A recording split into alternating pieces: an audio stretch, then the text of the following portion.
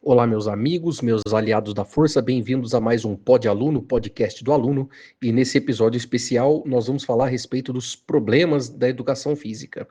Deixe seu joinha, deixe seu comentário, porque isso é nosso salário moral. Os problemas da educação física, na verdade, são os alunos. E por que eu estou dizendo isso? É, eu já estive no papel de aluno, ainda estou no papel de aluno, pois ainda estudo, né? A gente faz curso, a gente faz pós-graduação, então a gente sempre está assumindo uma posição diferente, né? E também sou professor, o que implica que diariamente estou em contato com os estudantes, transmitindo conhecimento e aprendendo com as novas culturas, as novas gerações e as diferentes singularidades que cada indivíduo traz para dentro da faculdade. Isso é maravilhoso. Mas qual o problema que eu quero dizer? É assim, o problema é medir o mundo com a nossa régua. E o que eu quero dizer com isso? É, o aluno, ele se matricula no curso de educação física e normalmente ele veio de algum esporte em específico, né? Futebol, vôlei, basquete, mas o mais problemático de todos é a prática da musculação. Por quê? É, Geralmente, tudo que está envolvido com a musculação, tudo que é apresentado no mundo atual, nas notícias, nas redes sociais e é falado dentro das academias, é a adaptação específica chamada hipertrofia. Então, o estudante de educação física que veio exclusivamente da prática de musculação sem ter praticado outros esportes, ele vem única e exclusivamente com esse tipo de raciocínio sobre tudo e todos, só a hipertrofia, que é uma adaptação morfológica, ou seja, na forma, né? Ela não é uma adaptação na função, que vai melhorar parâmetros do tipo força, potência, resistência, né? E assim por diante. Flexibilidade. Então, enquanto um aluno, por exemplo, de outros esportes, por exemplo, esportes que envolvem múltiplas capacidades físicas, né? Como, por exemplo, basquete, futebol, vôlei, handebol, corridas de distâncias diferentes, atletismo, natação, enquanto esses alunos eles estão dispostos a estudar várias disciplinas para poder integrar esse conhecimento, o aluno da musculação não. Ele acha que tudo gira em torno da hipertrofia, o que limita muito a visão dele e a montagem de treinamento para o futuro, né? Então, por exemplo, ele chega com a seguinte pergunta: ele não tem aquele conhecimento básico de que sucessivas sessões de treino servem para se acumular em efeito e também de forma que cronologicamente uma sessão interfere na outra, sendo que ele quer com isso um objetivo a longo prazo, né? Ou seja, ele não consegue ter esse raciocínio. Ele sempre chega com a pergunta de que esse treino aqui é bom para peito? Aí você vai olhar lá, tem 1 milhão de exercícios destinadas para a musculatura do peitoral, né? E aí, olhando aqueles exercícios de forma isolada naquele contexto de se esse exercício é bom para o peito, acaba, você fica sem resposta, né? Por quê? Porque você não tem muito o que ensinar, né?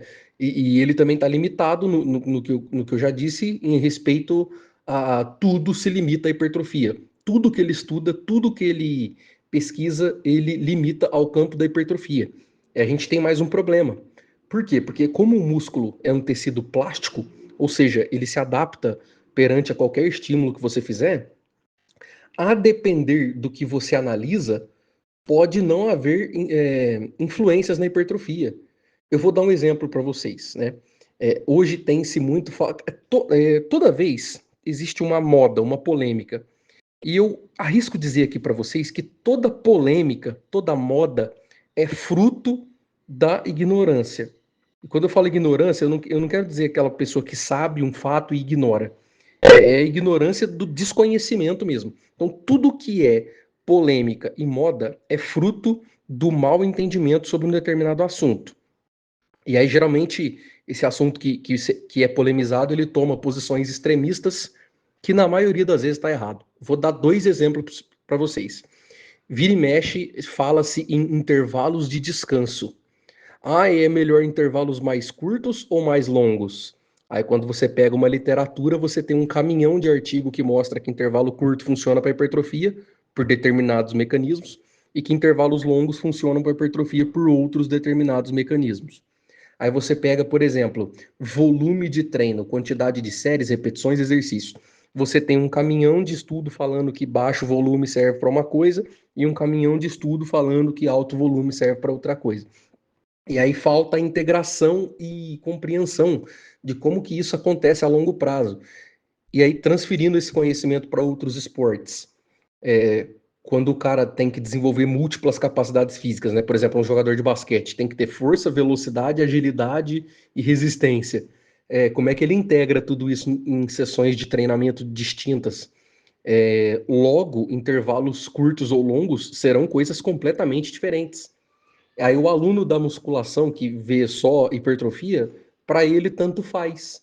Aí ele olha uma outra pessoa treinando uma outra coisa na academia, por exemplo, um agachamento mais curto, com intervalos muito longos e com aquela característica de exercício de potência, né, um agachamento quase que saltado do chão.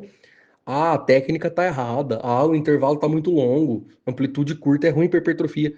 O cara nem se dá o trabalho de perguntar para a pessoa se ela tá treinando para hipertrofia. Entende? Pois bem, para a gente finalizar com mais uma problemática, da onde tudo isso surgiu, que é a minha suspeita, né? É a minha hipótese.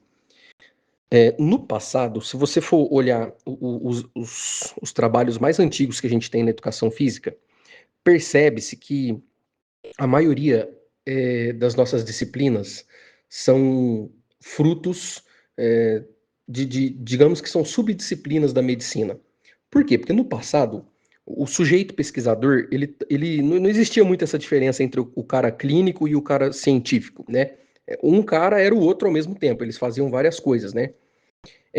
Percebe-se que a maioria era médico, então o cara se interessava pela medicina esportiva, digamos, né? Ele percebia que o indivíduo que praticava esporte, ele tinha uma condição fisiológica diferente. Incidência menor de doenças, maior longevidade, né?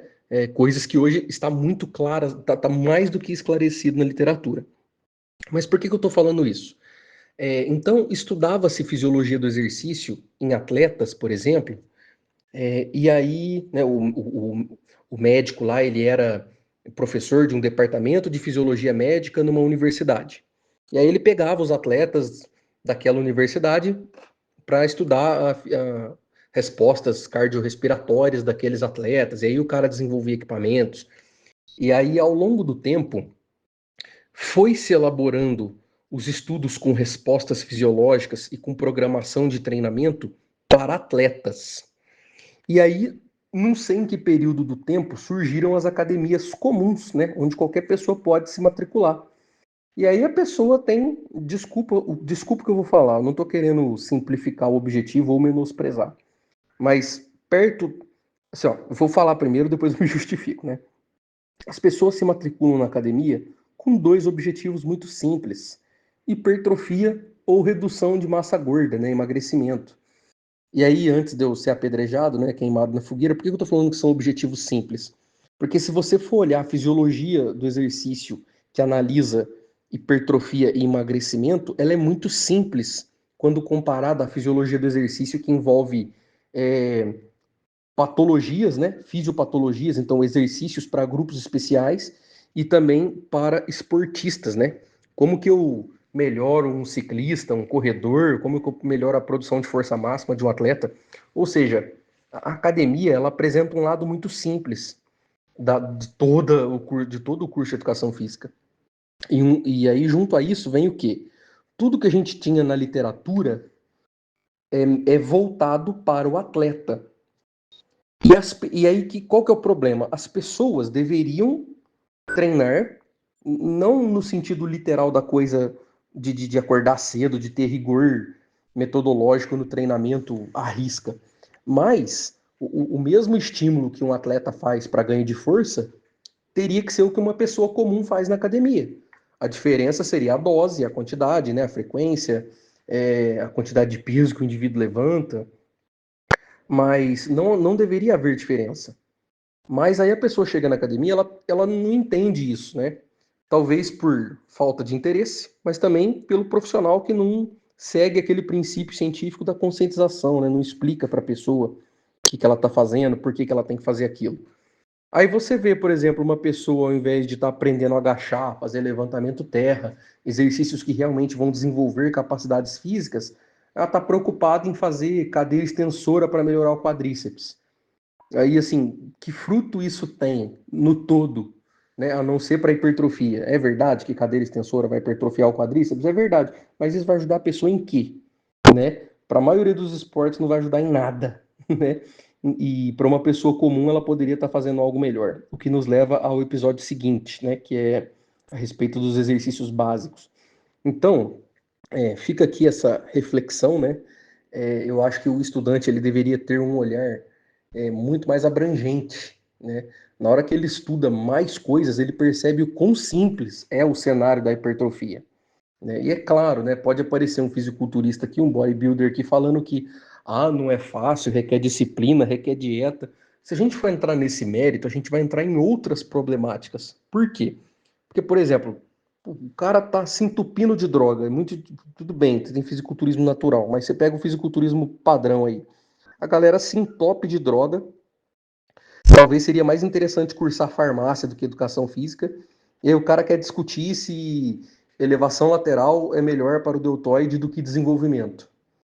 Cara, não tem, essa discussão não tem como, né? Não tem como fazer essa discussão.